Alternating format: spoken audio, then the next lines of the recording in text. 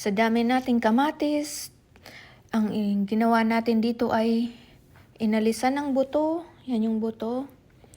Tapos, chinap. Ilalagay natin yan sa freezer. Tapos, gumawa tayo ng tomato salad na may mozzarella cheese.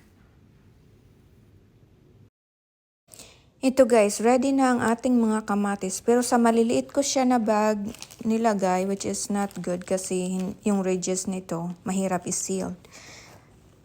Sandwich bag lang. Dapat yung ganito, yung malalaki. Dapat ito yung ginamit natin. Tapos, ready na to. Lagay na natin sa freezer. Pag kailangan natin ng kamatis, kukuha lang tayo ng isa dito at saka ready na yung panggisa, kung anong pwede rin yan sa shrimp. Pwede mo ito gisahin sa kamatis.